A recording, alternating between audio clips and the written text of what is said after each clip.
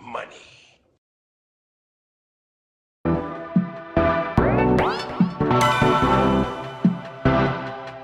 You might think that getting into the IT field is impossible without a computer science degree, but Tech Coach Ralph is here to prove you wrong. Get ready for some jaw-dropping revelations on how to break into this lucrative industry. Listen up, tech enthusiasts! Are you ready to break through into the IT field, but feel like you need a computer science degree to make it happen? Think again!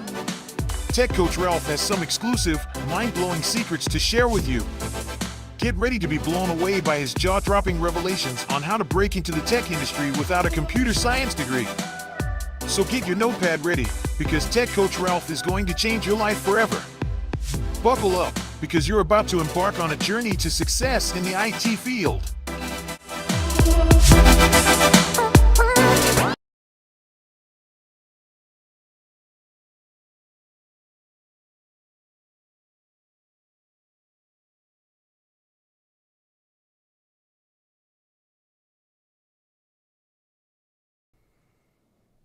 Good morning, good morning, good morning. How is everyone doing?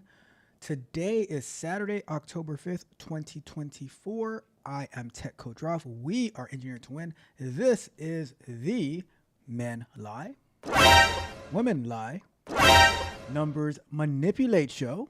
And this is where we review the weekly economic numbers to see what is going on. And you know, we've been working on Thursday nights, we've been working on the Urban Dictionary of Economic Data using, we're doing it as a microservice. We're doing it with React and an API and MongoDB to store the information. And we're actually going to use it today. It's not completely ready yet, but it is usable. Like I always say, we make it work and then we make it better. I am so super excited to be able to use this that we've been working on. Like, you know, for me, bringing in all the different technologies with all the things that we're learning, it is my joy. It gives me so much joy, all right? But we're going to get started on the show tomorrow. So we are going to be going live tomorrow to continue working on DevOps. So definitely want to tune in there. But let's get started with the show. And the way we're going to get started, this is how we're going to get started, right? This is how we're going to get it started. We are going to watch a little, you know, we're gonna have a little icebreaker. We're gonna have a little icebreaker for today. Let me see. What am I looking for? Let's go to here. And I'm gonna go to, let's go click on that. And let's do this. All right, let's do.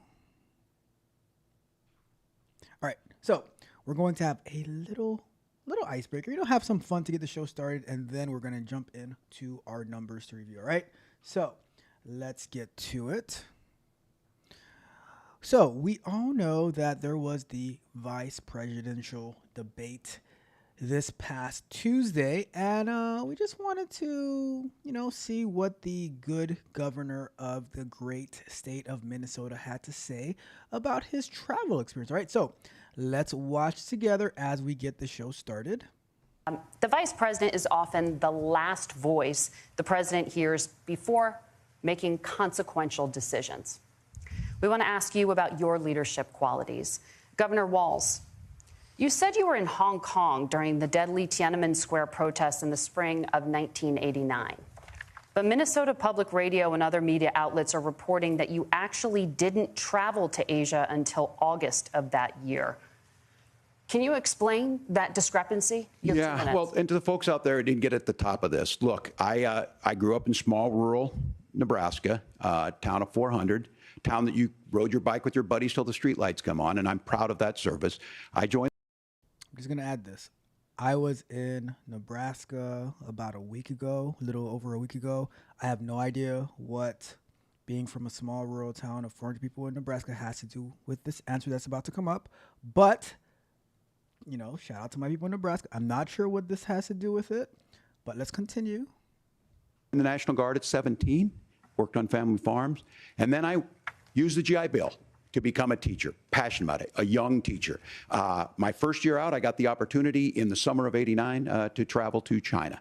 35 years ago, be able to do that. I came back home and then started a program to take young people there. We would take basketball teams, we would take baseball teams, we would take dancers, and we would go back and forth to China. The issue for that was to try and learn. Now, look, my community knows who I am. They saw where I was at. Look, I will be the first to tell you, I have poured my heart into my community. I've tried to do the best I can, but I've not been perfect. And I'm a knucklehead at times, but it's always been about that. Those same people elected me to Congress for 12 years. And in Congress, I was one of the most bipartisan people, working on things like farm bills that we got done, working on veterans benefits. And then the people of Minnesota were able to elect me to governor twice. So look, my commitment has been from the beginning to make sure that I'm there for the people, to make sure that I get this right. I will say more than anything, many times I will talk a lot. I will get caught up in the rhetoric. But being there, the impact it made, the difference it made in my life, I learned a lot about China. I hear the critiques of this. I would make the case that Donald Trump should have come on one of those trips with us. I guarantee you he wouldn't be praising Xi Jinping about COVID, and I guarantee you he wouldn't start a trade war that he ends up losing. So this is about trying to understand the world. It's about trying to do the best you can for your community, and then it's putting yourself out there and letting your folks understand what it is. My commitment, whether it be through teaching, which I was good at, or whether it was being a good soldier or was being a good member of Congress, those are the things that I think are the values that people care about. Governor, just to follow up on that, the question was, can you explain the discrepancy? All I said on this was I got there that summer and misspoke on this. So I will just, that's what I've said. So I was in Hong Kong and China during the democracy protests went in. And from that, I learned a lot of what needed to be in governance.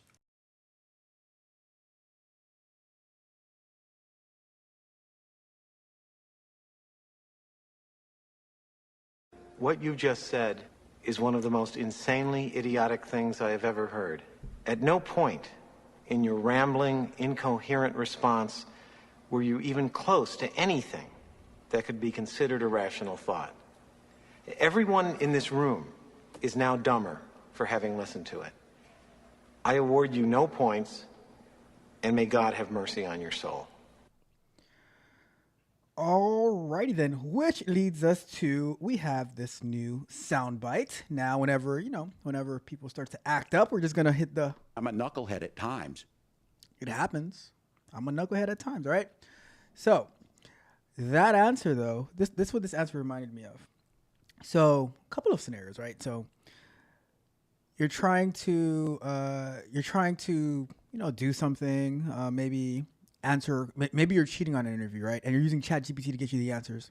So now you go on this long rambling answer, and then they ask you a follow-up question, and you're like, no error exception, or whatever they call it. You have a null exception where there's nothing else that comes after that. So, whenever in doubt, just say, I'm a knucklehead at times. Whenever you get caught in a lie, just say, I'm a knucklehead at times. All right. So that is a new strategy. That is a new strategy. All right. Whenever you're in trouble, just hit them with I'm a knucklehead at times. I'm a knucklehead at times. All right. Well, let's get into the show for today. Let's get to it. We have some good things to go over today. Let's go. All right, there it goes. Let's go to our document. Let me move this over here. All right, cool. Let's go to over here. And we have, for our weekly economic numbers, let's just open up this LinkedIn article real quick. So we reviewed this on Monday, but let's read through this real quick just so we can see what we're going to be reviewing for today. So the numbers to watch for this week, this came out on Monday. says America's labor market is in focus this week with the Labor Department data culminating on Friday with the September job reports. New non-farm payrolls totaled 142,000 in August, up 114,000 in July, and the unemployment rate ticked down to 4.2%. While the market is in reasonably good shape, it has softened enough this year for the Federal Reserve to shift attention to employment from inflation. To that end, and as a sign of success in reining in price growth, the central bank last week cut interest rates for the first time in 4 years. All right, so we're going to be reviewing today. We have the Institute of Supply Management. They released the Purchasing Managers Index, which tracks the manufacturing sector. If the manufacturing sector is expanding, a non-manufacturing version landed later on this past week. We also have the Bureau of Labor Statistics releasing the Job Openings and Labor Turnover Survey for August, which measures job vacancies across industries. It's called the JOLTS report, which I think this report is also going to help us better understand the job reports, the job numbers that came out for this week or for the past month. Then we have the U.S. Department of Labor releasing the initial jobless claims. That report helps us understand how the people who are filing for unemployment for the first time. And then we have again the Purchasing Managers Index, which tracking the non-manufacturing sector. So that's an indicator of economic health. And lastly, we have the September job reports from the Bureau of Labor Statistics. All right, monthly release tracks unemployment rate and how many jobs are added to the economy or allegedly added to the economy, because in poof, it can easily be 818,000 jobs wiped off the face of the earth. All right. And we have my guy in the building. Shout out to my guy, Yakar. Salute to you as well, Mr. Tech Pookie himself. Good morning to you out there on the West Coast. 6:38 a.m. for Yakar. That is early. Very, very early. All right. Let's get to this, right? I'm going to open up our Bloomberg report, and I'm going to add our filter. And we're going to go through these, and then as we wrap up the show, or after we get through these numbers, we're going to be looking at some Hurricane Helene responses, some FEMA information, and what the White House thinks about, what the White House thinks about it, right? So, let me filter this down real quick. Let's get rid of all of these countries and take a look at the United States of America. And we're going to do employment. We're going to do economic activity. I don't think there's any confidence index. Let me see what these two lead us to. All right, let's go to here. And that gives us Chicago. We don't need Chicago PMI. Chicago has their own problems. Like I heard their school board is in disarray. Mayor Brandon Johnson is just trying to wreak havoc all over the place. So who knows, right? All right, so manufacturing PMI. We have then we have the non-manufacturing PMI, and then we have our jobless claims. And we have the unemployment rate. So those are the ones that we're looking for. Alrighty then. So let's start off with then the Institute of Supply Management releasing the monthly Purchasing Manager Index, which tracks the manufacturing sector is expanding. All right, so let's get started with that one. And what we're gonna do, like I said earlier, because we have a working version of our dictionary app. We're going to use that. All right, so let's go to here, and I'm going to search for purchasing. Let's see what we get. Purchasing Manager Index. I got to update the title a little bit, but we do have something here that we can use. So look at that. So what is the Purchasing Manager Index? And this one is for the manufacturing one. So The Purchasing Manager Index, PMI, is like a report card for the economy. Imagine you have a friend who checks how well stores and factories are doing each month. They ask questions like, are you making more or fewer things this month? Or are prices going up or down? Based on the answer, they give a score between 0 and 100. If the score is above 50, it means the economy is growing, like getting a good grade. If the score is below 50, it means the economy might be slowing down, like getting a lower grade. So the PMI helps people understand if the economy is doing well or not. And let's get into an example of the PMI real quick, right? So let's take an online retailer clothing store example, clothing store owner.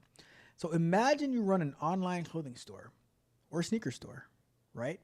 To keep your business running smoothly, you rely on your suppliers for fabrics, finished garments, and shipping services. The Purchasing Manager Index, PMI, is like a report card, or is like a report that tells you whether your supply chain and market demand are in good shape or not. PMI above 50, this is a signal that manufacturers and suppliers are expanding. It's as if your clothing suppliers are telling you, we have plenty of raw material, labor, and confidence in demand, so production is increasing. For your business, this means you can likely order stock without worrying about delays or shortages. This might also suggest a strong economy, meaning customers are more likely to spend money on clothing. But what if the PMI is below 50? When a PMI drops below 50, it's like a warning that your suppliers may face difficulties, maybe fewer materials available, factories slowing down, or shipping delays. For your online store, this could mean delays in getting new inventory or even higher cost. For the clothing you sell, it might also indicate that consumer demand is slowing, so people might cut back on clothing purchases, making it harder for you to move inventory. So, how does PMI help you? It helps you with your stocking strategy. If PMI is rising and above 50, it might be a good time to stock up on inventory since your supply chain is strong and demand could be high. It also helps with cost management. When PMI is low, you might expect longer lead times or higher costs due to supply constraints, which means you should be cautious about over ordering. Marketing and sales strategy. A higher PMI could encourage you to invest in marketing because the economy and demand are strong, while a lower PMI might make you focus on discounts and clearing inventory to maintain cash flow. In this way, the PMI gives you a heads up on how well your supply chain is functioning and whether consumer demand will rise or fall, helping you to make informed decisions about inventory, pricing, and marketing strategy for your clothing business. Shout out to the Urban Dictionary of Economic Data. We are winning. All right. So now let's jump into this report then. Let's jump into this report.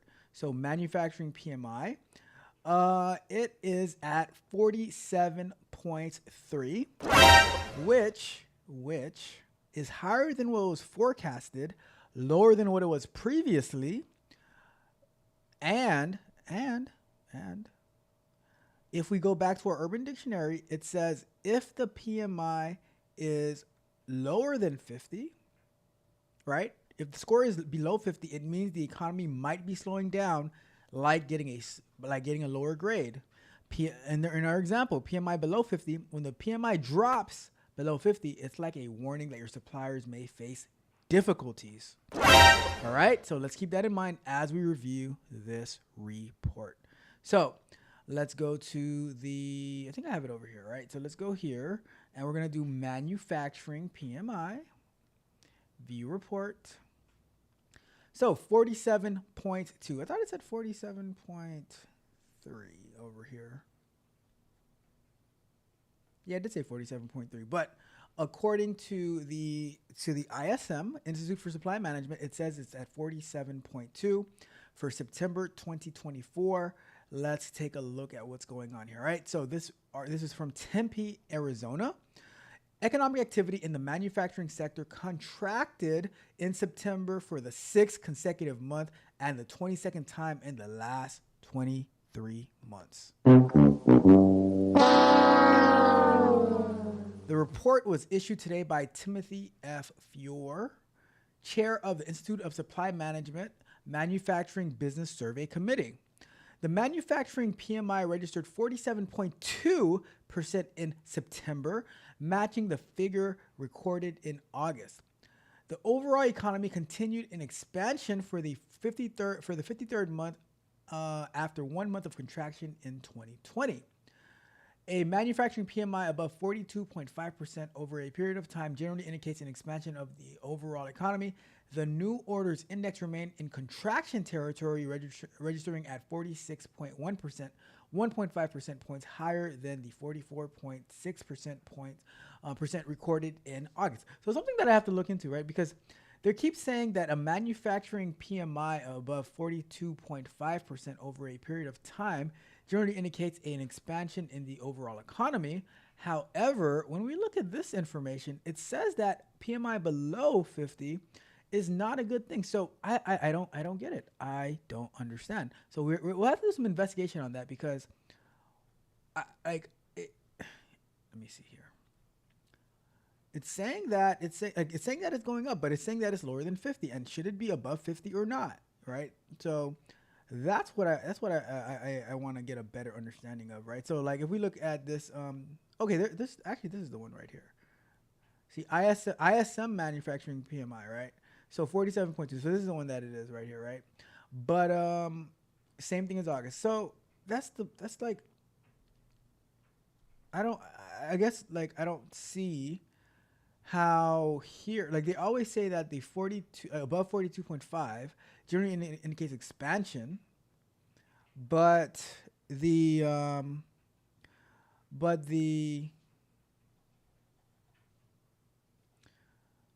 it says under 50 is not like, it's not good, right? So I mean, if it's progressively going up from 42 and higher, then that means it's heading in the right direction. But it's still not good from what I'm reading. But I could be wrong. I could be totally wrong about that. All right.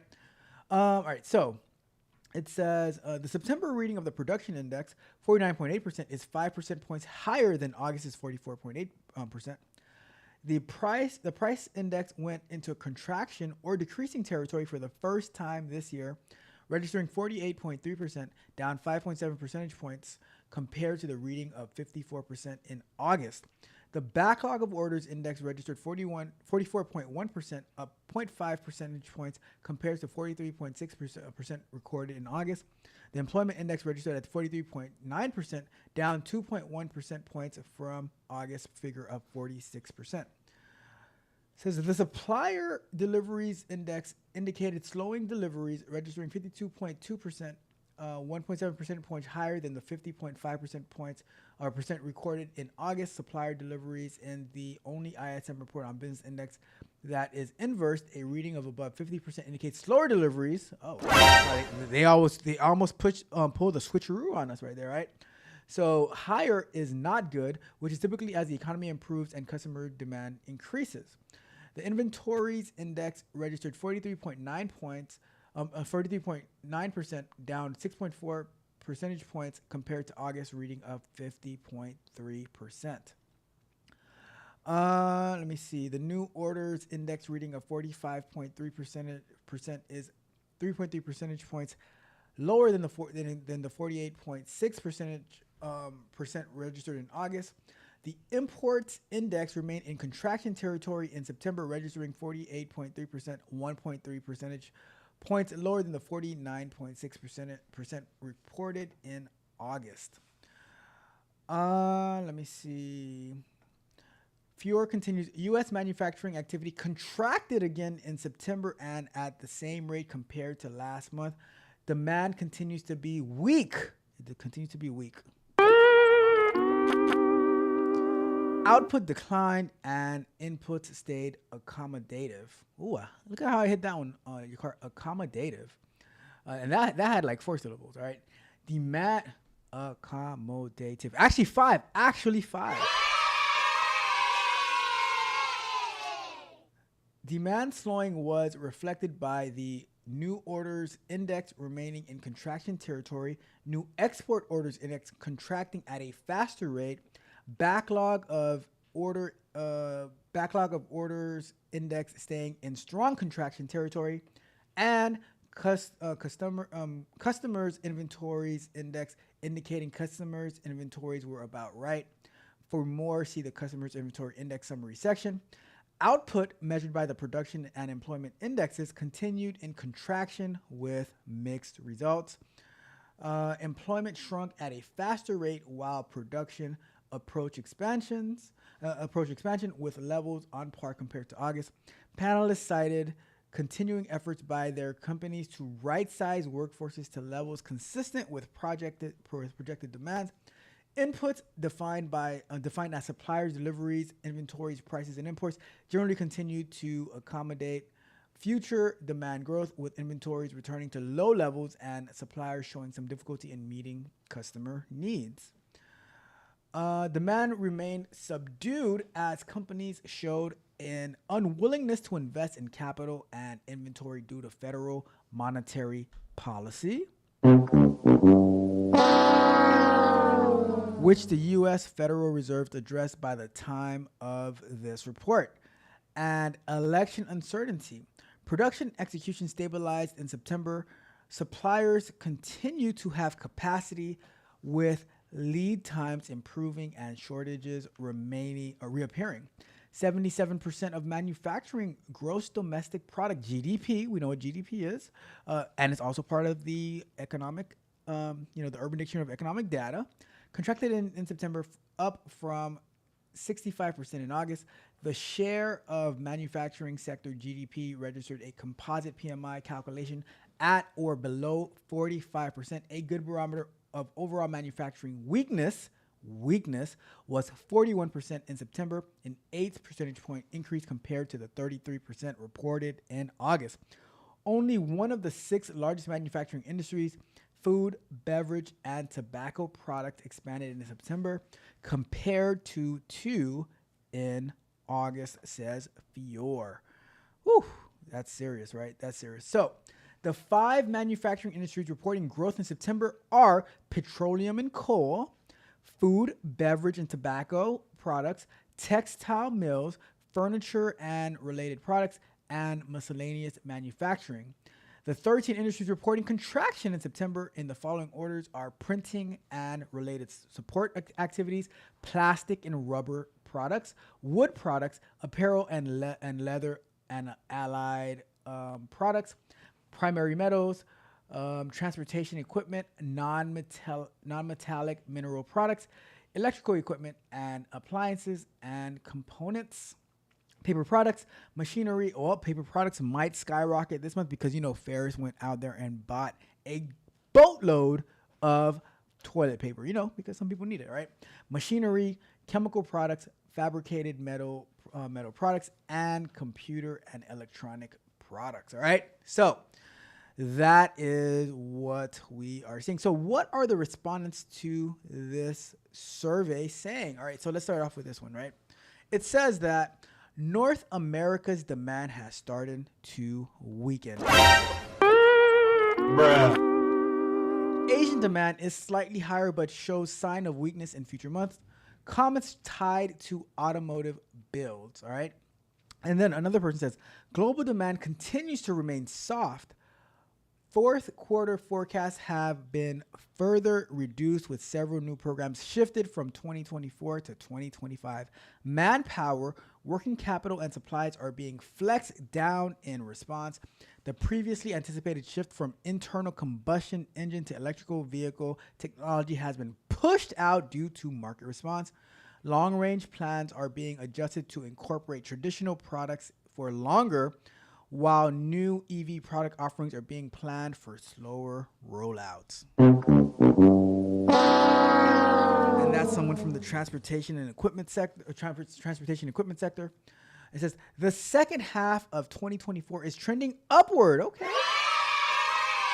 Enough to more than compensate for the year-over-year losses we experienced from the first half. We anticipated a record sales volume for 2024. Food, beverage, and tobacco products. They said that though that industry was getting a bit of a boost and a bump, they were a little bit happy. So when we're happy, we laugh.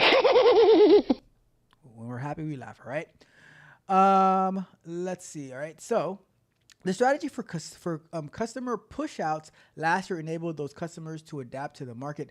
Now, while most companies are seeing a slowdown, we're seeing a solid growth. Shout out to you. Shout out to you guys. The general slowdown of the economy is allowing for prices to continue to stabilize. Let's see. So that was from computer and electronic products. A continuing low order rate is resulting in ongoing manufacturing adjustments to balance output with demand. This is from the machinery sector. The fourth quarter is slower than anticipated. Oh, that sucks. Where's my aw sound? Aww. We won't realize the effect of interest rates adjustments with new projects start when we won't realize the effect of interest rate adjustments with new project starts until the first quarter of 2025. That's from the fabricated metal products. Business is flat. What? That hurts to hear. Why do you gotta say it so boldly? That's painful, right? Waiting for interest rates to drop and the election outcome in November before we can confirm our 2025 plans. Currently planning on a flat 2025. You must anticipate who's going to be the winner. This is from furniture and related products. Our sales continue to be flat. Our customers are telling us that although our products perform very well, they are forced to seek lower cost components to maintain their sales. And this is from the textile mills. It says sales have slowed this quarter compared to the same time period last year, adjusting production accordingly. That's from miscellaneous manufacturing. They're still hiring to fill vacant positions in production/management, not adding new jobs. Automotive original equipment manufacturers, OEMs, are starting to slow or cancel orders. The pace is slowing. That's from Primary Metals. Congratulations, you played yourself. And that is what the people are saying. And if we just look at this little table really quick, it shows you that manufacturing PMI is contracting, new orders are contracting, production is contracting, employment is contracting, supplier deliveries are slowing. Okay. So we have a little bit of a change. I'm a knucklehead at times. Inventories contracting. Customer inventories is about right, but it's coming from too low. Rate of change from too low to about right. Prices decreasing. Is that a good thing or a bad thing? I don't know, but I'm gonna celebrate that. The prices are decreasing. Things are becoming a little bit more affordable. We the best. Backlog of orders contracting. New export orders contracting. Imports contracting. Overall economy is growing. That's interesting. Manufacturing sector is contracting. Congratulations, you played yourself. It happens. All right. So that's our report. That is our report for the Institute of Supply Management Purchasing Managers Index for the manufacturing sector. All right. That is all. All right. Let's get to it. Let me check my chat real quick and see what we got going on. We got my guy from day. I remember I had like I think it was maybe between 200 to 300 subscribers, maybe if that much, right? And my guy Don reached out to me, and we have been kicking it ever since. Shout out to Don. I appreciate you. And we got my guy, the second or first, I don't know. You guys figured out who's the second, who's the first, but we got the co-host of the Men Lie, Women Lie, Numbers Manipulate show in the building. What's up, man? Hey. And we have the one, the only Alexis in the building. Good morning, Alexis, or Raw Juice and Herbs. Whichever personality you have on today, welcome, welcome, welcome.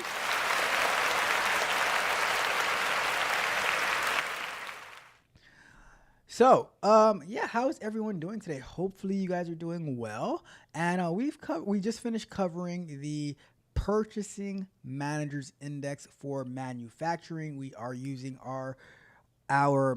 the working version of our Urban Dictionary of Economic Data that we've been building on Thursday nights. Join us on Thursday nights as we continue to build it out.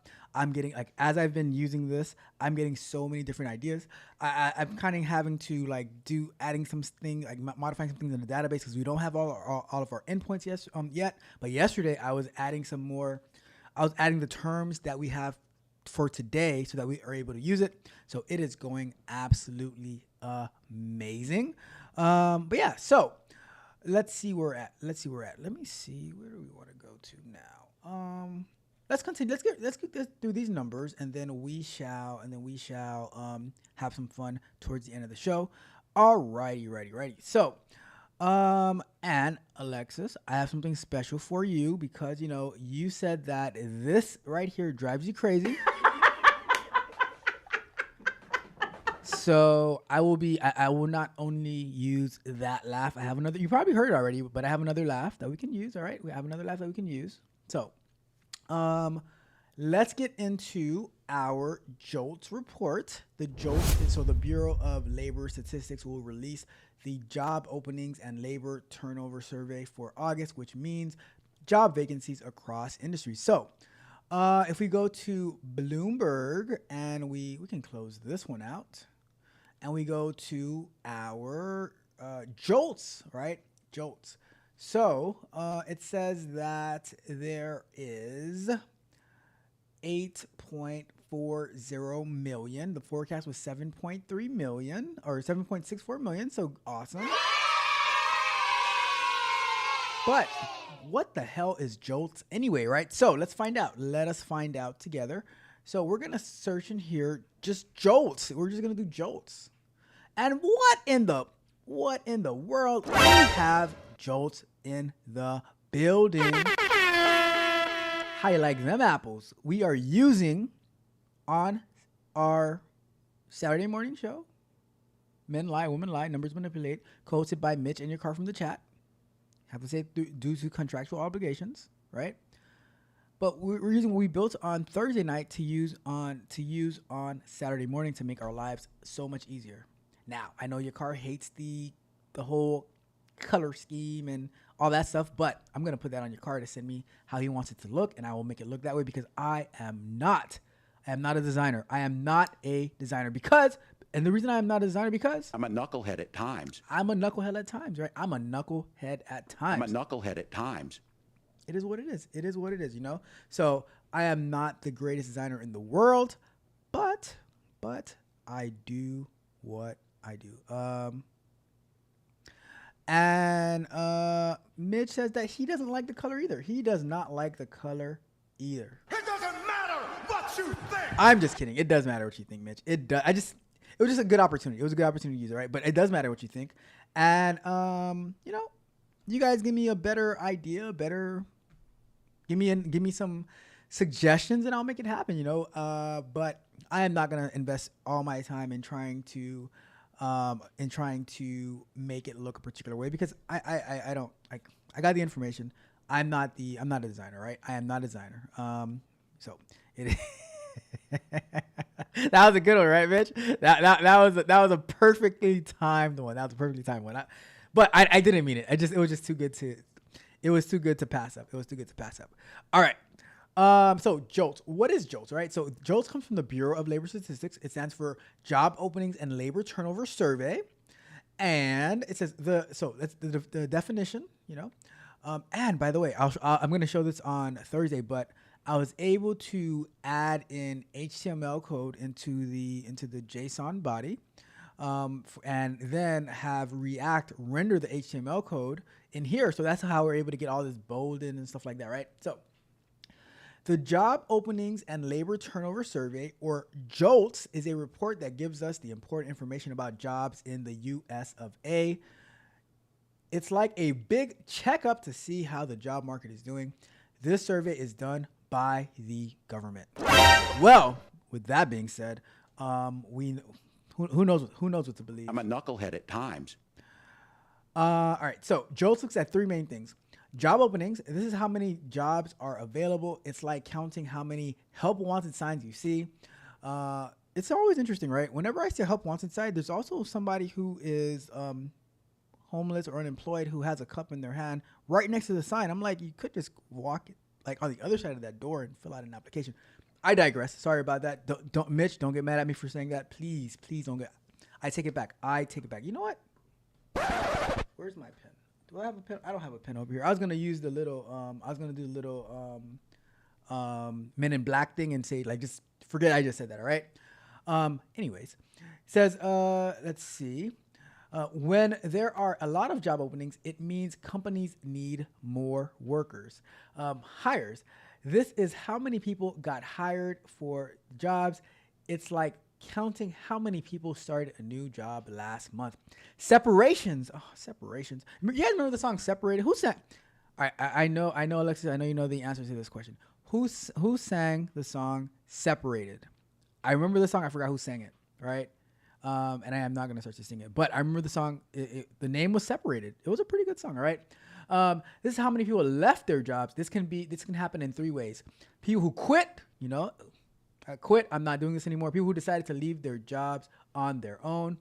Layoffs and discharges. People who got let go by their employer because there's not enough work or other reasons. You're fired. You're fired. You're fired. You're fired. You're fired. You're fired. You're fired. It happens. And other separations. People who left their jobs for reasons like retirement. Yes, people who left. But people can't even retire. People can't even retire anymore. It's like you're retired just to get another job, right? So why is the JOLTS important? The JOLTS report helps us understand the job market better. Here's why it's important. Job openings. If there's a lot of job openings, it means the companies are growing. Did I just read that? Oh, we just read that. So I see. I need to update this, right? So we got to update that. But let me see. All right. So what it means. All right. So we just have like I said, this is a prototype. This is a work in progress. All right. It says what it all means. High job openings plus high hires. The job market is strong. Companies are hiring a lot of people. High job openings plus low hires. Companies want to hire, but maybe they can't find the right people. High layoffs. There might be a problem in the economy or in specific industries. In summary, the JOLTS report is like a big job market health check. It tells us how many jobs are available, how many people are getting hired, and how many people are leaving their jobs. This helps everyone understand how the job market and economy are doing. But I think there's some nuance to that as well, right? So let's take a software engineering example to explain the JOLTS report, right? So imagine you're part of a DevOps team managing software releases. Join us on Sunday mornings for not Sunday mornings, Sunday afternoons as we go through DevOps, as we're learning DevOps. We've been currently working on Docker. Join us on Sunday mornings, I keep on saying Sunday mornings. Join us on Sunday afternoons as we do software explorations for DevOps. Your job is to keep track of how many bugs, job openings, exist in your system. How many bugs are fixed hires? How many bugs are reopened, rehires, and how many tickets are closed or resolved? Job separations, quits, and layoffs and discharges. That sounds like a very complicated example to say job openings are bugs, but whatever, we'll run with it. Job openings. This is like the number of open bugs in your backlog that need attention. A high number of openings could mean the system or job market has a lot of unresolved issues, unfulfilled positions, possibly due to a shortage of engineers qualified. That makes a little bit more sense. Okay. Hires. This is similar to how many new bugs are being resolved each week. If you see a high number of hires, it's like the engineering team fixing bugs at a faster pace, meaning companies are successful bringing in new talent. quits. This is how many. This would be like an engineer leaving your team voluntarily. When more engineers quit than usual, it's a sign that people are leaving because they might be unhappy with their role.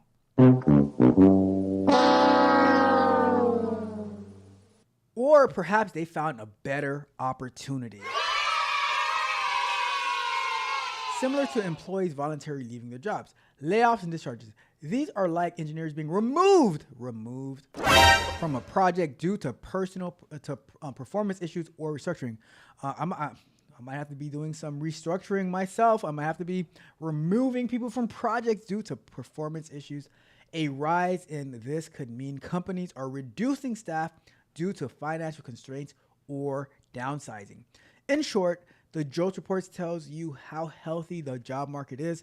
Just like monitoring your project's bug backlog gives you an idea of how much work remains and how efficiently it's being handled, the JOLTS report provides insights into how well the labor market is functioning, whether it is filling open jobs or losing workers or reducing staff. All right, so that makes it so. I mean, that's a pretty good example at the end of the day, right?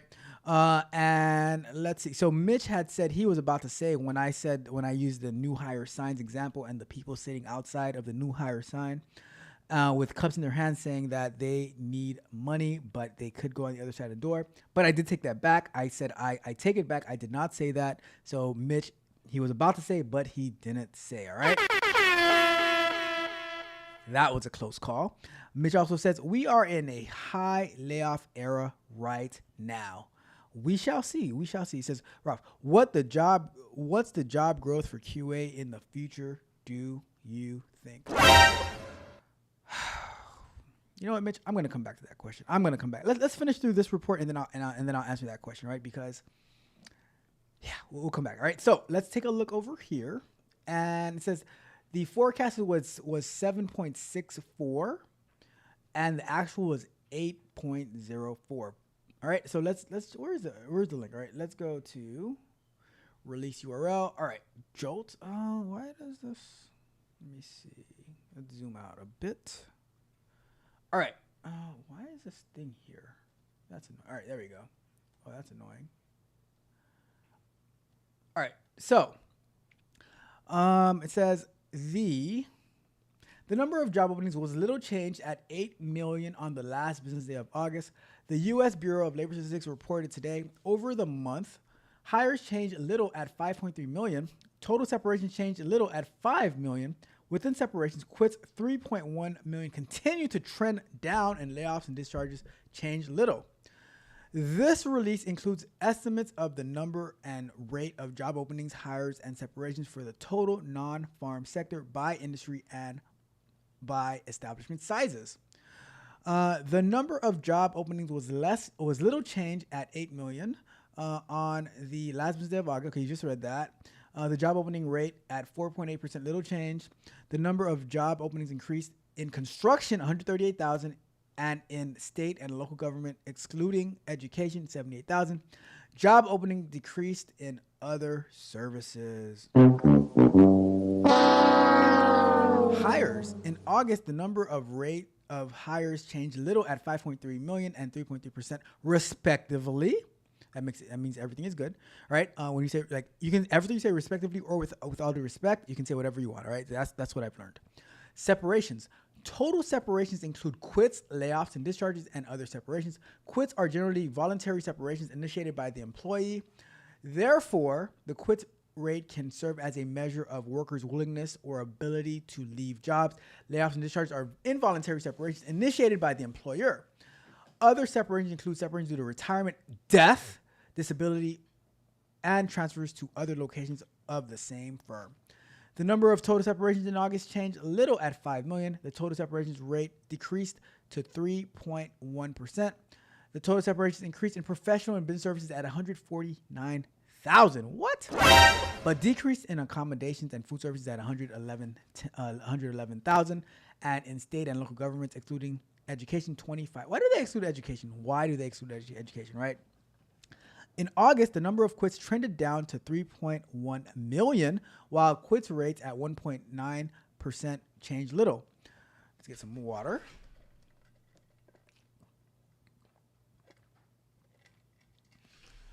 All right. Let's see. Quits decrease in transportation, warehousing, and utilities at negative 45,000. Arts, entertainment, and recreation decreased at negative 18,000. And the private educational services decreased at negative 11,000. In August, the number and rate of layoffs discharged changed little at 1.6 and 1% respectively. Layoffs and discharges decreased in healthcare and social assistance, negative 52,000. The number of other separations changed little at 304,000. All right, so and this is so the other separation, it's people who died, disability, transferred to other locations within the same firm, or retirement. All right. Establishment. Let me see. Establishment size class in August. Establishments with. Let me see. When was this released? October. All right, just making sure you got the right report. All right, because I keep talking about August, so I just wanted to make sure. In August, establishments with 1 to 9 employees and establishments with 5,000 or more employees showed little or no change in job openings, hires, and separation rates. The number of July 2024 revision. The number of job openings for July was revised up by 38,000 to 7.7 million. The number of hires was revised down. Here we go. Here we go. Who had the song? Here we go again. DMX. Here we go again. Right. The number of hires was revised down by 105,000 to 5.4 million, and the number of total separations was revised down by 106,000 to 5.3 million. Within separations, the number of quits was revised down by 34,000. The number of layoffs and discharges was revised down by 49,000.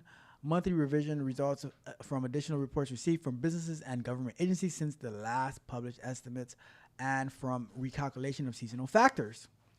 Let's take a look at this report real quick. We have, so this is just a report of all the different sectors. We're not going to go through all of that, but it has a total for each of the past months and year over year. Let me see. I think that's everything. Yeah, that's everything for this report. We're not going to read every single definition of that. So that is our JOLTS report for today. Let me see what we have in the chat. So, Mitch says, lies. I don't believe this whatsoever. Wow. Don't get Mitch upset. All right. And then Mitch says, just like people thought, mortgage rates were going to go down, but they just went back up.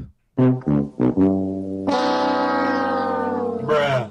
I'm gonna look at the mortgage rates. Let me pull it up right now. Mortgage rates today.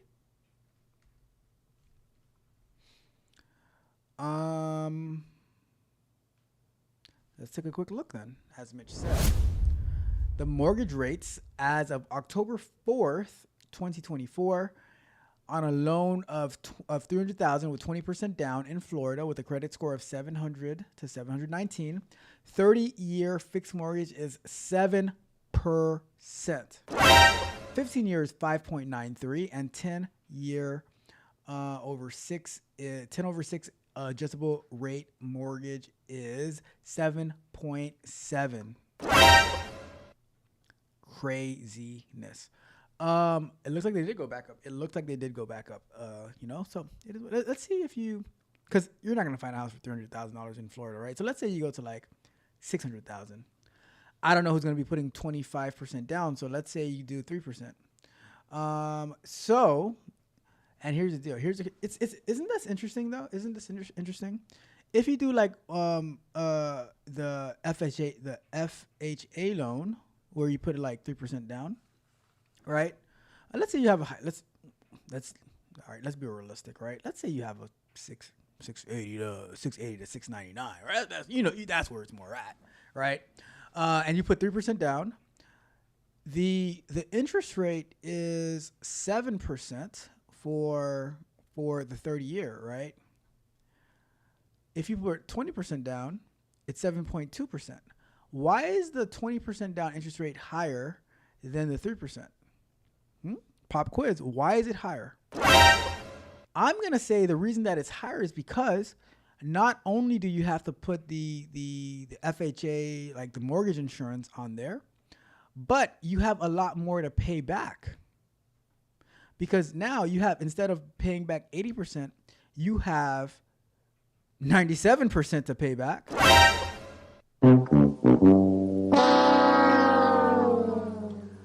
And therefore, ergo, you're going to end up paying a lot more in the long run, even though that this interest rate is slightly smaller, but 7.2 on 80% versus 7% on 97% is a recipe for disaster. Bruh. Unpopular opinion, not everyone should own a home. Please don't at me. Please don't at me. Just saying. I'm just saying. All right. Okay, so let's continue. Let's continue. Mitch is definitely gonna at me. But Mitch was right. The interest rates did go back up because it was in the sixes not too long ago, right? It says, did you see they were saying the Fed rate was a mistake? It should have never been cut that much.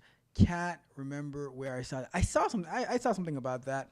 But then they're like, should we cut it some more? Or, I don't know. Like, it's at the end of the day, Mitch, it's a political season. So every decision that's going to be made is all about politics. All right. Let me see. And Mitch says, see, I told you. And I believed you. I believe you because Mitch is on point. Mitch, they ain't believing us. They didn't believe in you, Mitch, but I did. I believed you. It says they have conventional loans where you can do a 3%, so you don't have to go through FHA. It just depends. Well, really? I saw the lowest. At least I bought my house a long time ago, but I saw that I thought the lowest you could do for conventional was like 5%, but I don't like. Why would they offer a conventional loan at 3%? I don't know, but whatever. Let's see. And let's be real. Most people will refinance in a 3 to 5 years or sell, possibly. Yeah, but it depends. It depends on what the interest rate is. Because what if in 3 to 5 years, right, your interest rate is at 12%? Then you can't refinance. And then what if the market the housing market crashes, and says, no, I do agree. Everyone shouldn't. Oh my goodness, we got agreement. Mitch agrees. That's what I'm talking about. It says, yeah, 3 to 5% when you bought, they didn't have that. Okay. Gotcha. It says, Cali looking at 800 plus for a decent shack. And it's probably in a fire zone as well. Shout out to my guy, Don. All right, so let me answer your question, Mitch. You asked, what do I think about job growth for QA in the future? So it depends on what type of QA we're talking about, right? So if we're talking about dynamic QA engineers, where they're able to handle the CI/CD pipeline, they're able to do automation, they're able to do infrastructure as code, like they're very well versed in DevOps, they're able to do Docker, then the future looks bright. However, most people in QA, 90% of people who sign up for a boot camp, they go and they do for QA bootcamp to do manual testing, and then when it comes time to do the automation, they switch to something else, right? All of a sudden they're doing sales stuff, or they're doing God knows what, and I'm like, all right, cool, but I think that with the same way that the dock workers were protesting against automation, automation has already taken over QA. So if you cannot do automate, if you're not cybersecurity minded, if you are not the type of person that Don is, then the future looks dim. Sorry to be the bearer of bad news, but the future looks dim. Bruh. And Don, if you want to weigh in, what are your thoughts on Mitch's question? What's the job growth for QA in the future? And Don, if you want to call in, I will drop the link for you to call in. We can have that conversation. All right. But yeah, that's my thoughts on it. That is my it all depends on the person. It depends on the person, Mitch. Like, you can go out there and get it and hustle, or you will you're just gonna get left behind. And I don't have a problem with that. It says, I'm surprised you don't consult other companies. I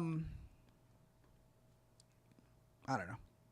Says QA, depending on the industry, highly regulated industry needs QA for compliance. That is a fact. I did not think about that. That is a fact. See how much value Don brings when he pops in here every month or so, and he just drops all this knowledge, and then he disappears for another month, and I'm so sad. I am so sad. Aww. And we get a. It happens. All right. Let's continue. Oh my God, we're going way too slow today. All right, let's jump into take a quick look at the jobless claims. Let's go to over here. Take a quick look at the jobless claims, and then we'll do a quick look at the non-manufacturing sector. So let's go to close this one. And initial jobless claims, it was 222. The forecast was to 222. Okay, so higher is worse for this one, right? So the previous was 219K. The forecast was 222. We're actually at 225. But let's go to our dictionary and see what is the jobless claims all about. Jobless. And the weekly jobless claims. So U.S. Department of Labor, the Department of Labor, and I have to add the link to the report here so that we can have it here and we can just click to it. The Department of Labor's weekly initial jobless claims report is like a count of how many people asked for help because they lost their job and couldn't find work that week. Think of it like a school where every week some kids might get sick and need to stay home. The school keeps track of how many kids are out sick each week to see if the number of is going up or down. In the same way, the government counts how many people are asking for help because they lost their job. This report helps understand how the economy is doing. If more people are asking for help, it might mean there are fewer jobs available. And if fewer people are asking for help, it might mean there are more jobs, all right? And we took a trucking example for this one. Every week, the U.S. Department of Labor counts how many people have recently lost their jobs and applied for government help, like unemployment benefits. These numbers are called jobless claims. What does this have to do with trucking? All right, there we go. It's like keeping track of how many truck drivers, warehouse workers, and are out of work and need some financial help to get by. I need a better example. This example sucks. This example totally sucks. But let's get to the report. All right. Let's go to, where do I get this report? I don't think it's going to work great. Let's go to,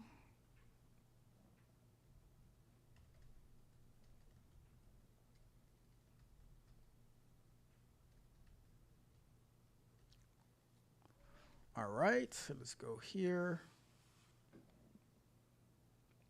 I'm just going to run through this really quick. So week ending September 28th, advanced figures for seasonally adjusted initial claims was 225,000, an increase of 6,000 from the previous week's revised levels. The previous week's level was revised up by 1,000 from 218,000 to 219,000. And you know what? Every time there's a revision, we're just going to say, I'm a knucklehead at times. all right? Let's see. The 4-week moving average was 224,250, a decrease of 750 from the previous week's revised average. The previous week's revised average was revised up by 250 from 224,000 to 750 to 225,000. The insured unemployment rate was 1.2%, which has been that for a while now.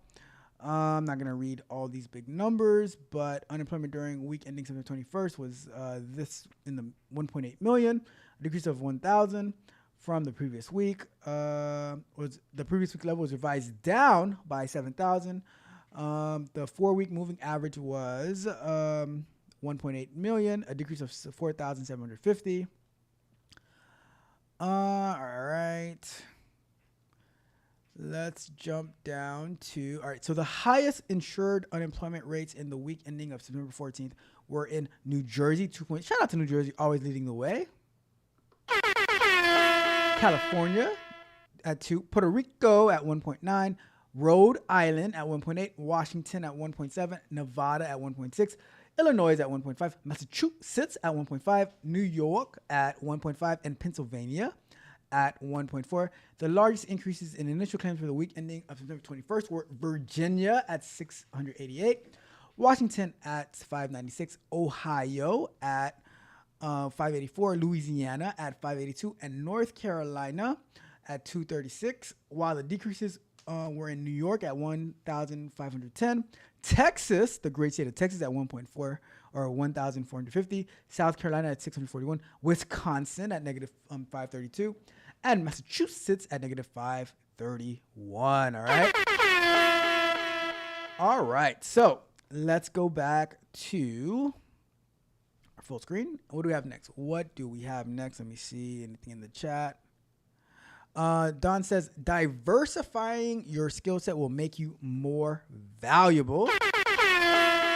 Much like Ralph, me, having a broad set of skills will make you more valuable to a company. All right. Thank you so much, Don. I appreciate that. All right. Let's get to some coffee. Let's get to our next one. The Purchasing Manager Index tracking non-manufacturing sector is expanding. It's like an indicator of economic health, all right? So let's take a look at that. Non-manufacturing at 54.9% I guess. So that sounds good. The service industry is growing, but how is it growing? So let's take a quick look at what that is. Let's go to Services Manager Index, Purchasing Manager Index, PMI, non-manufacturing. So imagine you go, so the definition of this one, right? Imagine you go to places like restaurants, hair salons, or even your favorite online store to buy clothes or games. All these places provide services. They don't make things like factories do, but they help you do things or offer products you need. The Services Manager Index, also called the non-manufacturing PMI, is a number that tells us how well these services businesses are doing. It's kind of like a report card for the entire service industry. So above 50, that means the service businesses are doing well. They're busy hiring more workers, and a lot of people are using their services. However, below 50, this means service businesses are slowing down. Fewer people are eating out, shopping online, or getting haircuts. So businesses might not need as many workers or supplies. That reminds me. I have a community post where I'm trying to figure out the whole tipping game, right? And I asked, when you go to a restaurant, let me know in the chat too, when you go to a restaurant and there's a group of at least 6 people and the bill comes and they charge a 20% surcharge for having a quote unquote large party, are you supposed to leave an additional tip? Or is the 20% the actual tip? Now, if you want to add more, that I understand that, but are you supposed to leave an additional tip on top of the 20%? I wish there was somebody who works in this industry who could explain to me how that 20% works. Because let's say you have a bill for $200, right? And they add a 20%, that's going to be $40 Are you supposed to? So that now that drops your bill to 240. Are you supposed to add more on that? That's what I'm wondering. I'm very curious to know, right? I know people are voting on it, and I'm getting a good amount of votes, but I would like to see like some comments on the logic behind their yes or their no or their depends, right? All right. So, why is this important? It's important because it tells us whether the economy is healthy or struggling. If the services PMI is high, it's like businesses are saying we're busy and people are spending money. Shout out to that. It's good because more people have jobs and businesses are growing. If the services PMI is low, it's like businesses are saying things are slow and fewer people are using our services.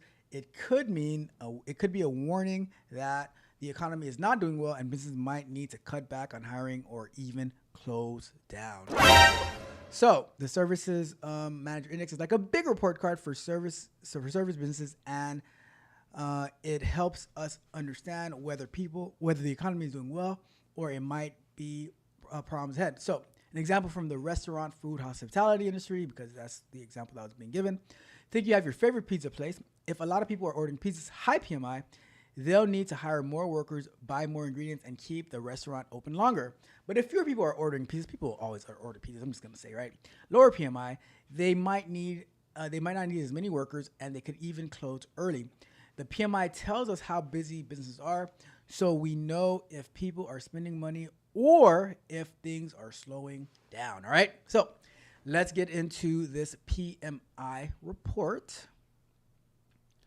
And we should just have it over here if we go back over here. What? All right. And we go to services.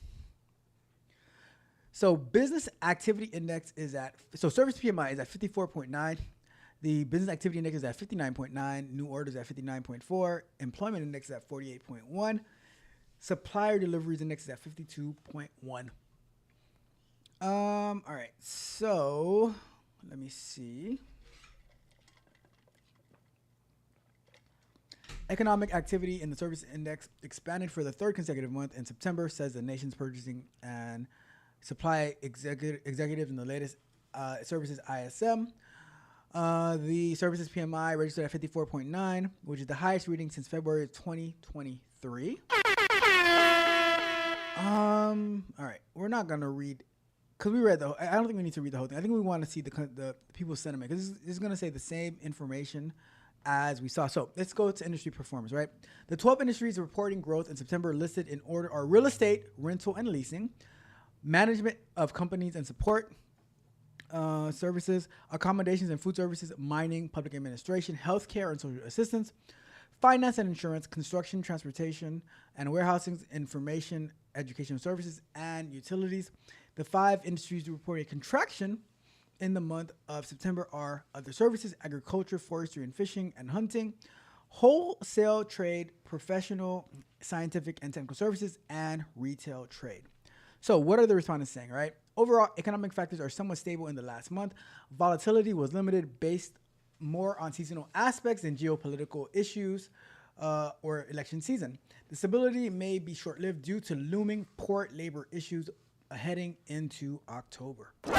Well, the port got all resolved for now, but January 15th, it might be another cluster. What? A cluster? We'll find out, all right? Business has been flat over the past 3 months, past 3 to 6 months, with concerns over growth in the near term. That's from agriculture, forestry, fishing, and hunting. So we know that theirs was like kind of flat. Housing construction continues to struggle with high interest rates. While the recent half-point cut is encouraging, it may take another 150 basis points to move the needle in sales. 150? Good Lord, that's a lot of basis points. My goodness. Interest rate, and that's in construction. Interest rates in both the housing market and auto market have been steadily declining, leading to a slight increase in auto and home loans applications. Well, that was before Mitch called out that it's going right back up. Bruh. New projects have not been consolidated in the U.S., which may lead my organization to cut costs, especially by dismissing employees from departments with a lower activity of volumes for information. There's a concern over economy, and it feels like a lot of people are waiting to see which way the election goes in November before making a solid plan for 2025. That's from Professional, Scientific, and Technical Services. And then prices remain mostly steady with a significant increase in fiscal year spending, starting to see positive year-over-year changes in sales, but slow but steady. Sales have slowed a bit with customers probably holding back on new projects and waiting for the outcome of the presidential election. All right. So this just gives the same information, but that is our services. That's our services. What do you call it? Services PMI, Purchasing Manager Index. All right. So shout out to that. Let's go back to full screen. Let me check the chat and see what we got going on. So Mitch says the 20% is the actual. That's what I thought. That's what I thought. I thought the 20% was the actual tip, but then they also have the lines. We need to have maybe tomorrow, last segment of the show, we'll have a discussion about what are the tipping rules, right? Because I remember back in the days, tipping rules were like 15%. Like you give 15% and then of whatever the total was, and then you go from there. But then, or if you wanted to give more, at least 15%, right? But now, like, do you get like let's say this, right? Mitch, do they have Golden Crust Jamaican restaurant over in your neck of the woods of New Jersey? But let's say you go to like one of those, let's say a Chipotle or a Golden Crust or whatever, like where you have those line where they make your plate, right? Do you give a tip in those like circumstances? Because when I was growing up, it's like if you go into a sit-down restaurant and there's a waiter or a waitress who, goes back and puts your order and then brings the food to you and comes back and asks you like 10 times how you're doing. Is everything good? Can I give you a refill? Then that would be tip worthy. But now everywhere you go, there's a little line, tip. I'm like, or if you went to one of those places, there'd be like a little cup, right? Mom and pop store. There's a little cup where you can drop in a few dollars or whatever change you have, you dropping that in the tip. It used to be like whatever the loose change was, you would drop the loose change as a tip, right? But now I'm just so confused by all the tip. Now they're adding, some places just add on the gratuity to it, and then they still have the line for the tip.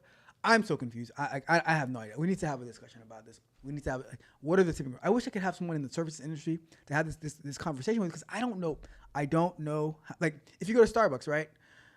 And do you give a tip at Starbucks? I have no idea. I'm generally confused by this whole tipping thing. I just wish I had a set of rules that I could just follow. And then because now if you give 15%, some people will shame you if you don't add on to the pre-tip. People will shame you. I'm just so confused. All right, I need some help with this. I need some help. And I also remember like when you would travel, you go to like hotels and stuff, you would leave a tip for like the housekeeper, but now people don't have cash. So how can you leave a tip for the housekeeper?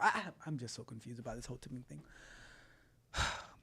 It's just a mess. Like I need rules. I need rules and standards to follow, right? I don't like the winging it part. I don't like to just wing it, all right? Let me see. If you want to do more, then that's on you. I hear that. I sound like right. Well, welcome to the club. All right. Let me see. It says AI will change the way we deliver software, but it's still software and needs to be tested. Both the security and QA groups will have an entirely new frontier. That's a fact. That is a fact.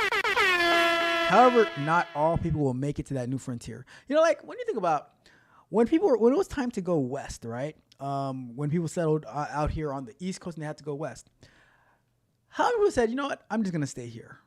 And how many people actually made it? Like, how many people got halfway? I mean, that's how you get all the states in the middle, right? That's how you got the Midwest, because they were going west and they go, I think I'm going to stay here. Right?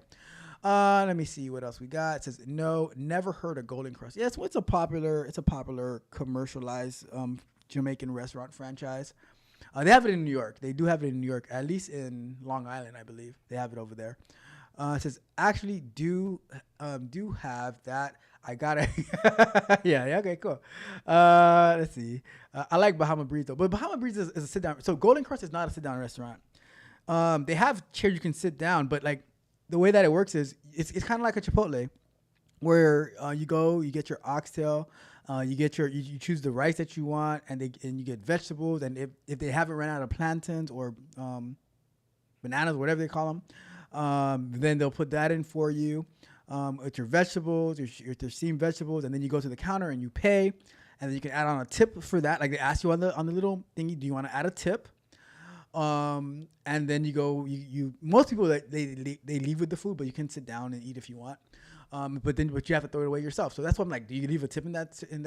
If it's self-service, other than putting the food in the plate for you, do you leave a tip, right? Let me see. Let's jump into the last report real quick because we have about 15 plus minutes to go. So the last one is the Bureau of Labor Statistics will release the September job reports. The monthly release tracks the employment rate and how many jobs are added to the economy. So this is going to be pretty interesting, right? Let's take a look at that one, which is unemployment rate. It went down to 4.1%. But the devil is in the details.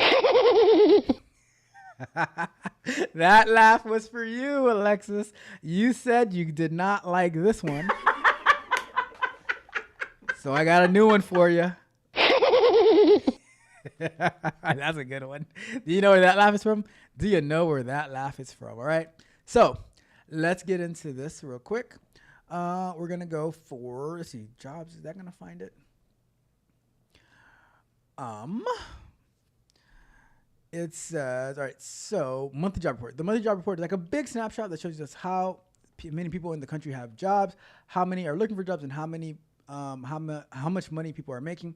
It's created by the Bureau of Labor Statistics. It comes out every month. It tells us how many jobs were added or lost. It's like counting how many new job opportunities are created, like new stores opened and needed workers, or how many jobs disappeared if businesses closed down. The unemployment rate, this tells us how many jobs are created how many people are looking for jobs but can't find one. It's like a percentage that shows how many adults are not working but are still trying to get a job. How much people are being paid. The reports also show whether the amount of money people are earning is going up or staying the same. This is called average hourly earnings. I have a question, right? So if somebody comes into the country without, just say what it is. It's somebody comes into the country in a way that they're not supposed to, right? And then they get a work permit, right? They're not are they? I don't think they're counted, or am I wrong? Are they counted as part of the unemployment rate if you have a work permit, but you haven't been laid off, or you just never had a job here before, but you got your work permit? Because everyone who comes into the country, for the most part, from what I heard, when they come in here not the right way, they get a work permit. So they're not. I'm guessing they're not counted as part of the unemployment rate. But then when they do get a job, then they are counted towards the unemployment rate, because they have a job, right? So more jobs are being added, but when the people who get the work permit, they're not counted as not having a job until they actually get a job, right? So it's kind of, I don't know, it's kind of, thinking about it now, that's kind of weird, right? It's kind of weird. How much we're being paid and why is this important? It gives us how the economy is doing. It helps. So it could be playing the system. It could be playing the system. Congratulations, you played yourself. If a lot of jobs are being added, it means companies are hiring more workers because they are growing. If fewer jobs are being added or jobs are lost, it could be a warning that the economy is slowing down. The unemployment rate helps the government know how many people are struggling to find work. Wages, if wages are going up, it means that business might be competing to hire workers, so they have to offer better pay. Let's take an example from the supply chain and from logistics. Imagine you run a delivery company that ships products for an online store. The monthly jobs report is like a shipping dashboard that helps you, that tells you how the logistics industry is doing. If the report shows a lot of new jobs in a warehousing and trucking, you might expect higher demand for deliveries, so you could hire more drivers and prepare for a busy season. But if the report shows a loss of jobs, it might mean fewer packages need to be delivered, and you might decide to delay hiring or even reduce staff. The unemployment rate can also give you insight. If it's high, it might be easier for you to find new drivers, but it might also signal economic tough times where businesses and customers are spending less. All right. So let's take a quick look at this report. We're gonna go to here. All right. So total non-farm payroll employment increased by 254,000 in September. The unemployment rate changed little at 4.1%, and the U.S. Bureau of Labor Statistics reported today employment continued to trend up in food services and drinking places. People are drinking more. Okay, healthcare, government, and social assistance and construction. Let me see. The new release presents statistics from 2 monthly surveys. The household survey measures labor force status, including employment, unemployment, and demographic characteristics. The establishment survey measures non-farm employment hours and earnings by industry. For more information about the concept, all right, cool. So there's Hurricane Francine, made landfall in Louisiana September 11th. All right, let me see. I didn't even know there was a Hurricane Francine. Let me see. Let's see what stands out. Unemployment rate 4.1. Number of unemployed people 6.8 million. Let me see. Among workers, the unemployment rate for adult men were 3.7%, decreased in September. The jobless rate for adult women was 3.6%, teenagers 4.3%, whites at 3.6%, blacks at 5.7%, Asians at 4.1%, and Hispanics at 5.1%. Showed little to no change over the month. Let me see. The number of people jobless less than 5 weeks decreased to 332,000 to 2.1 million in September. Let me see. Labor force participation rate was 62.7%. The number of people employed part-time for economic reasons changed little, 4.6 million. Let me see. The number of people not in, all right, let me see. These individuals would have preferred full-time employment but were working part-time due to their hours being reduced or they were unable to find full-time jobs. Let me see. Among those not in the labor force who wanted a job, the number of people marginally attached to the labor force was increased to 204,000. Those are the people who just gave up. They said, you know what? They said, this, I'm out. These individuals wanted and were available for work and had looked for a job sometime in the prior 12 months, but had not looked for work in the 4 weeks preceding the survey. I mean, their unemployment probably ran out. So they're like, oh, well, you know, I don't have to look for a job anymore. So I'm just gonna like stop reporting and stuff like that. The number of discouraged workers, a subset of marginally attached who believe that there are no jobs, changed little at 445,000. Let me see. Healthcare jobs added 45,000. Employment in government added 31,000.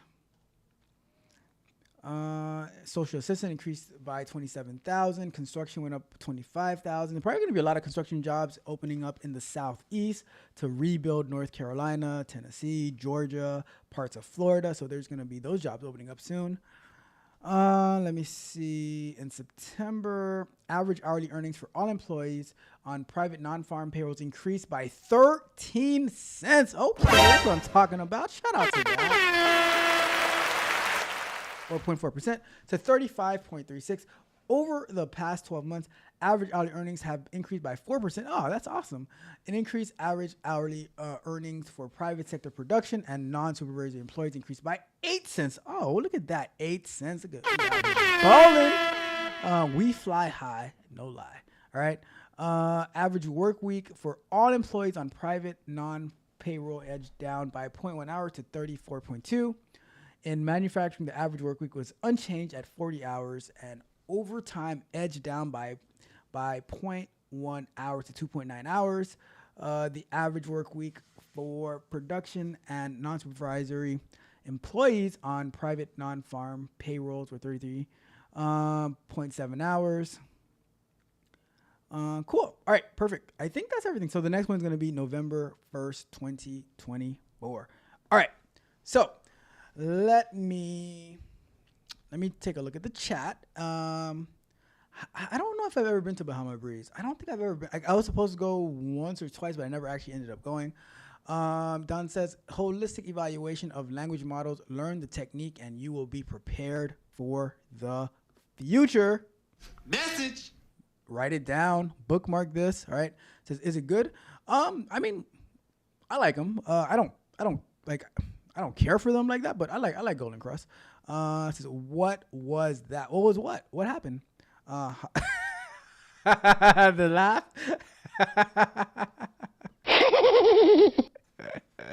That's the new laugh. That's the new laugh.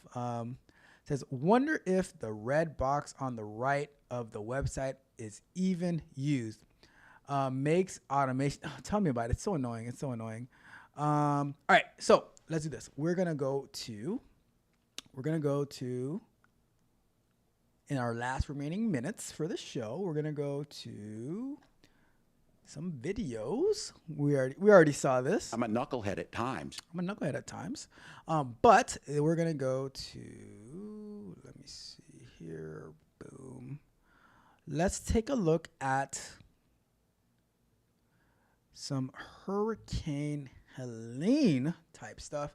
This whole, like, I am still in shock at how much damage this hurricane caused, especially North. I did not think, because it hit Florida at a category 4, and just to see the amount of, like, whew, this is hard to watch. Question: how are we just hearing now, in the past 24 hours, how absolutely catastrophic flooding in North Carolina was? Whole town seemingly gone, washed away. Reports from there, people seeing dead bodies in the streets, in the trees. Hurricane Helene was a category 4 when it made landfall Thursday in Florida, but it's starting to seem the worst news may come from western North Carolina. So far, of the more than 120 have been reported dead, a quarter of them are from one North Carolina city, Asheville, and that number is inevitably going to increase a lot. Videos coming out of Asheville show buildings completely submerged, cars tipped over and stuck in mud, rising waters. Devastation in the state's been described by the governor there as catastrophic. And today he tried to explain why it's taken this long to survey the area. When you have a situation where communities are completely cut off, when first responders can't even get in because water is still there and rivers are rising right now as we speak, a lot of work is done. What we want to tell people is that more help is on the way and help is continuing. So I think, like, see, me, I am not, I don't know about all this disaster relief and planning and stuff like that, but I think that a lot of these politicians and governors and stuff like that, they're sometimes they're in way over their head, right? Because I'm like, what he said. Let's play back what he said, right? Local organization. More big is still there. Responders can't situation where communities. It's taken this long to survey the area. When you have a situation where communities are completely cut off, when first responders can't even get in because water is still there and rivers are rising right now as we speak, a lot of work. So here's what I'm wondering, right? Because it's like, okay, we can't drive into the areas, right? But if I recall correctly, there are helicopters, there are drones, there are boats. Like in Florida, whenever the waters start to rise, people just start taking the little canoes and kayaks, and they just start riding it through the street, right? That down here in South, that's what we do. When the water starts to rise, when we start to get flooding, people just start riding their boats through the streets, you know? And I'm like, here's my take, right? If you really wanted to get to the people who are suffering, you would find a way. Right. So I don't buy like that. Oh, just because the roads are closed. Do you guys remember what was that? I forgot there was a cartoon where they had a boat that would land on the water. So there's boats that can land on the water. I mean, I mean, there are planes that can land on the water, right? So I'm like, if I don't buy this type of reasoning that because the water's risen and the roads are there's so many other ways to get to people than by because the roads and stuff like that. So that's just my take, right? That's just my take. But let's just finish with this. Work is done. What we want to tell people is that more help is on the way and help is continuing. Local organizations doing everything they can to help, taking any means necessary to deliver supplies, like this organization literally using pack mules. But what took so long to realize the ongoing catastrophe? Why did they? And with that, Mitch, like David Goggins, like when he was saying in his book and like on another podcast that he was on, that he's on a team that fly, like they parachute in to an area to to fight fires. And I'm like, well, if you want to get people in, like, it's possible. Like, I don't know, whatever. Seemingly get hit so much harder than other cities and areas. Let's ask Travis Long, a local photojournalist with the News and Observer, who's been on the ground covering the destruction there since the storm made landfall. Thanks very much for coming on the program. Appreciate it. All right, so why do you think it took so long to get the word out, and why does it seem that Western North Carolina has been hit so hard? Well, I think the number one issue is communication. There's probably several hundred square miles where there is absolutely zero cell service. The only way that I can communicate with my colleagues and the newspaper that I work for is using a Starlink satellite modem. And that's really it. I've heard from people who've said that they can't contact their relatives. They don't know if they're okay. And none of that surprises me because literally no one can communicate. Wow. And why did this part of North Carolina get hit so hard? Well, it started that we had several days of rain fall that absolutely saturated the ground. And this area is mountainous, and that water has to go somewhere, and it ends up going down into the lower elevations, into the valleys and the rivers, where they flood and they just can't take on all that water. Yeah. And final question: it's expected to get worse, the news, before it gets better, right? Yes, it's my understanding that search and rescue teams are still trying to get into communities that they haven't been able to reach yet. A lot of these little towns have only got maybe one or two roads that have access to them, and they're easily cut off. Yeah. Looking at that picture, right? If there's any, like, just looking at that house, right? Like where the bottom part of the house is flooded, like it's sunk, right? The house can tip over at any given moment. Like that is scary. That is so scary to see. All right, Travis Long, doing the hard work that reporters do, being on the ground at a difficult time. Thank you very much for coming on the program. Appreciate it. Of course, our hearts, our thoughts are with all the folks who are there in Western North Carolina. We will stay on this story. Still ahead. Thanks for watching. Go to join. All right, so that's that. Now, because when they ask about it at the White House press briefing, right? So let's take a quick look at this, right? Let's take a quick look at this. The Biden administration of using FEMA funding to support undocumented migrants. How is the White House responding to that? I mean, it's just categorically false. It is not true. It is a false statement. And look, the fact of the matter is, I think Washington Post fact checker did a piece, and the headline recently, just moments ago, not too long ago, and the headline was, "No, Biden did not take FEMA relief money to use on migrants, but Trump did." I'll leave it there. So let's go back real quick. To what this reporter's question was, right? The Biden administration of using FEMA funding to support undocumented migrants. How is the White House responding to that?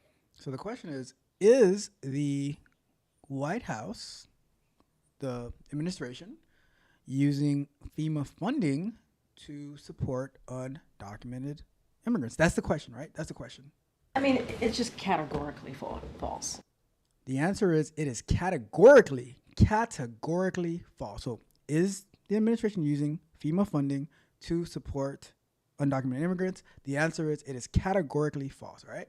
It is not true. It is a false statement. And look, the fact of the matter is, I think Washington Post fact checker did a piece, and the headline recently, just moments ago, not too long ago, and the headline was, "No, Biden did not take FEMA relief money to use." But the answer is that the administration did not take FEMA relief money, right? So that's all right. So we got that right. Now let's go over to. Actually, I think she had a follow-up question. Concerned that Secretary Mayorkas had said earlier this week that he was concerned that FEMA didn't have enough funding until the end for the rest of the hurricane season. Now that President Biden has seen the damage firsthand in the Carolinas, Florida, Georgia, heard him say at the podium he may have to call Congress back from recess. What exactly is he waiting for to be able to make that call? Look, here's the thing. We put forth a pretty substantial, robust, I mentioned this moments ago, to be part of the CR. We were disappointed that it was not part of the CR. And if congressional Republicans were serious, if they were really truly serious about doing something for the communities that was impacted by Hurricane Helene, they would join us in calling for additional funding. This is what we've been doing. And so if they're serious, they would get to work and get that done, just like with the border. If they were serious about the border, they wouldn't vote against their own bipartisan proposal that they worked with us on. They're against it now. They weren't. They would move it forward. It would actually start fixing the broken system that we're seeing right now. And, you know, they can, if they really want to help us in dealing with what we're seeing, whether it's at the border or getting more funding for disaster monies that's going to be needed to get into the communities, they should be serious. Congressional Republicans need to get serious here, and they're just not. Go ahead, Kim. So, from the White House, throw more money at it. Because $750, right? And it is the fault of congressional Republicans that FEMA is going to be running out of money if another hurricane was to happen, which there are some that might be lingering around in the Atlantic or the Gulf, right? With that being said, let's take a look at this, right? Let's take a look at this, right? Because remember, so much money going all over the place, right? Chicago, they are like, what was their budget deficit like? 818,000, negative 818,000 or something like that, or almost $1 billion, right? So let's take a look at this before we wrap it up for today. So this is the FEMA website, right? See FEMA right here, FEMA right here, and it says Shelter and Services Program. So the Shelter and Services Program, SSP, is administered by FEMA in partnership with the U.S. Custom and Border Patrol, CBP. SSP provides financial support to non-federal entities to provide humanitarian services to non-citizen immigrants following their release from the Department of Homeland Security. The intent is to support CBP in the safe, orderly, and humane release of non-citizen migrants from short-term holding facilities. What? You know what, Mrs. White House spokesperson? I'm a knucklehead at times. Right? In the fiscal year of 2024, there are 2 Shelter and Services Program funding opportunities for eligible participants allocated. To be eligible for SSP-A, you must be one of the entities listed in the table in Section B. Where's Section B? Let me see. Section B. Let me see. Is this where we're at? All right. So table of content. Let me see. Let me get a direct link to this word. Let's see. Let me see. In the table in Section B. All right. So to be awarded this, available funding for the NOFO, $300 million? Is that what? $300 million. Funding for this NOFO is allocated to eligible participants listed in the table below. The allocations are based on release destination data received from CBP over the time period of July 1st, 2023 to December 31st, 2023. Let me see.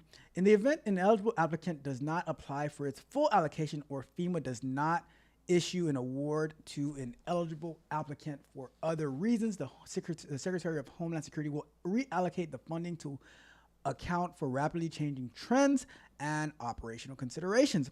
Reallocations will occur as part of the reverse fund allocation prior to the end of September 2024. Let me see. A reserve fund representing 25 million of the 300 million will be established to accommodate evolving operational requirements. This fund would provide allocated awards to eligible participants on an expedited basis. New data provided by CBP regarding migrant encounters released in demographics and recent reports trends policies will be used to direct reserve funding to locations that would be most benefit to an extingent award. Eligible applicants may change with the reverse funding, and the eligible applicants will be identified in an amended NOFO expectation to be published in summer 2024. All right, so Arizona, eligible for applicants: Arizona, California, Colorado, Washington, Florida, United Way of Miami, Georgia, City of Atlanta, Illinois, Massachusetts, Maine, Minnesota, New York, right? And this is how much money each of these places are getting, right? And it's interesting if you look at the locations of these, like the cities that are being funded, you know, it's pretty damn interesting, right? So let's go back to over here, right? Competitive. To be eligible for SSP-C, you must be one of the entities to meet in Section C: local government, Indian tribes, nonprofit organizations, U.S. states, Puerto Rico, District of Columbia. How to apply, all right? And annual funding totals, right? So round one of SSP-A, $275 million. Good Lord, that's a lot of money. Round two, $40 million, total $300 million. And then for SSP-C, that's $340.9 million. Yes. So in total, we're looking at $640.9 million of FEMA funding that is going to non-citizen migrants. But if we go back over here real quick, it said that, let's try that again. The Biden administration of using FEMA funding to support undocumented migrants. How is the White House responding to that? I mean, it's just categorically false. It is categorically false. I'm a knucklehead at times. Right? But that is it. That is it for today. We just wanted to take a look at that. Right? So, let me check the chat and then we'll wrap it up. So, Mitch says, where the party at today? Hey. Let me see. I got a lot of work to do today. Let me see. Mitch says that the whole Hurricane Helene was insane. I was shocked by it, but to see the level of carnage that it had. It says that looks as bad as Hurricane Sandy in Jersey. It was so bad. I had to look up Hurricane Katrina pictures from what was the name of from New Orleans, right? And this is absolutely crazy. Let me see if I can get a bigger picture of this. Let's go over here real quick while I'm looking. Let's go to this is oh my God, this is so scary to see. Like, look at this. Open link in new tab, or open image in new tab. This was the picture from Katrina. That is like, all you see are rooftops. That is crazy. That's insane. Let's see what else we got. Helicopters doing flybys. That's all they are doing. Tell me about it. What's the saying, Mitch? Where there's a will, there's a way. Is that the saying? Where there's a will, there's a way. Just saying. One of your favorite shows, SWAT. They be flying in. They be flying and helping people in danger. That's a fact. That's a fact. You know, one of my favorite shows. One of my favorite actors of all time, Mr. Shamar Moore himself. Congratulations, you played yourself. I know, Mitch. I know you were joking, Mitch. You know how we do. It says, did your car fall asleep? That is crazy. I don't know. Maybe it did. Who knows? Who knows? It says, this was actually supposed to happen in Florida. Florida is weird, right? Florida is weird. South Florida is a little bit more prepared for hurricanes due to our regulations on having impact windows or having hurricane shutters and stuff like that. So we're kind of built for it. There's some areas that still flood. The west coast of Florida, it depends on the west coast of Florida. So Florida's a little different because Florida is really big and different parts of Florida get affected in different ways. I remember like a few years ago, Jacksonville had some flooding. But Florida, it's a little weird. So Alexis is in like the Panhandle area, and she said it wasn't that bad in Tallahassee, although Tallahassee got hit with like they got hit with the Category 4, like right on. But then I heard there was like a lot of flooding around like the west coast of Florida because they got a lot of the rain. So it's hard to say. It's hard to say. So Florida's a little different in that. Don says, simple design, create a low-cost weather resistance radio pod, use drones to deploy them in a spiral grid, wait for a person to communicate, and then act on it. You know what, Don? You need to delete that chat because we need to build it. We need to build a shout out to Don and the amazing ideas that he always comes up with. And it has to be waterproof, all right? It has to be waterproof. Let me see. And Mitch says, lies again, lies. Hey, you know? Congratulations, you played yourself. Mitch, it is not a lie. It is not a lie. It is, it's just. I'm a knucklehead at times. I'm a knucklehead at times, right? I'm just a knucklehead at times. And it's just like, it's what I said. It's what I said, right? It's what I said. Okay, what money then? What money they use then? I don't know, Mitch. I don't know. They said it wasn't it. It says, the cost of this is nothing compared to the money they spend on BS. And that's what they're doing straight to the bank. That's what they're doing straight. They're just.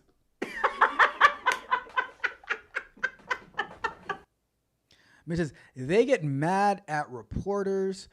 Reporters ask them these questions. Don't be in the position then, or maybe she is mad because she knows it's BS. I don't know, Mitch. I think they believe their own nonsense sometimes. It says, let me see, Evolve in the, shout out to Evolve in the building. What's up, Evolve? Top CO2 emitters, 1800 to 2024. Says, there's a concept called threat modeling. This concept should be used more to help prevent and respond to disasters like this. All right, Don, I'm going to tell you this, right? I think that this might be very, very cynical of me, right? I think that government officials, politicians, all these people, they thrive off of this stuff. Because when you actually solve problems, what do you have to fearmonger and campaign on? So, if you look at this, right? There was the Abraham Accords in the last presidential term where there was Israel and some other countries that they signed these peace treaties and stuff like that, something that was unheard of. But when you think about the defense sector, what to campaign on, they're all losing money. If if people are not fighting with each other, then there's no money to be made, right? Instead of like building new technologies to make things thrive, there's no money to be made. So I think they thrive off of it. When these disasters happen, if disasters don't happen, right? Where do you get your photo ops? Where do you get to demonize the other side? So I actually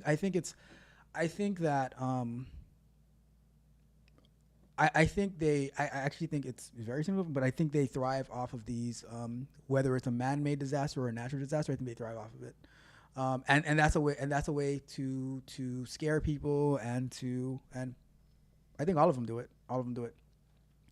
It says me too, work to do. Wait a second. Your car is back. Your car woke up. These laughs are horrible. Ralph just wants to Look, blame Alexis. She said she did not like this one.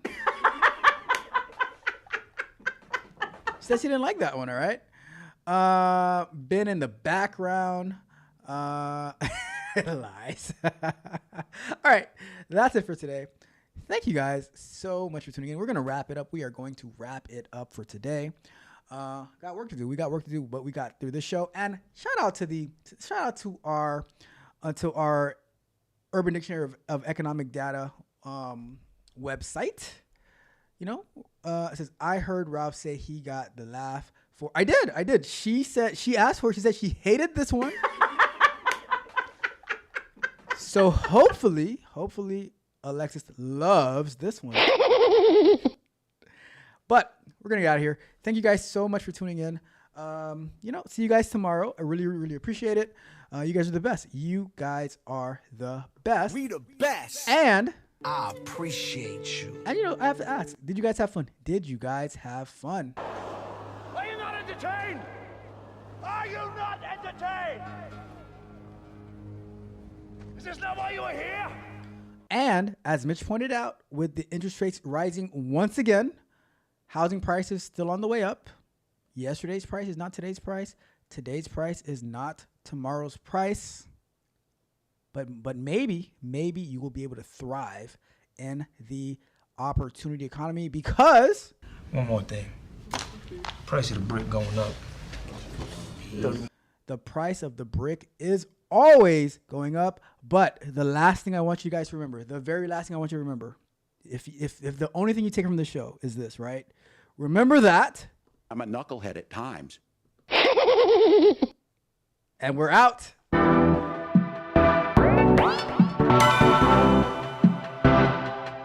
You might think that getting into the IT field is impossible without a computer science degree, but Tech Coach Ralph is here to prove you wrong. Get ready for some jaw-dropping revelations on how to break into this lucrative industry. Listen up, tech enthusiasts. Are you ready to break through into the IT field, but feel like you need a computer science degree to make it happen? Think again. Tech Coach Ralph has some exclusive, mind-blowing secrets to share with you. Get ready to be blown away by his jaw-dropping revelations on how to break into the tech industry without a computer science degree. So get your notepad ready, because Tech Coach Ralph is going to change your life forever. Buckle up, because you're about to embark on a journey to success in the IT field.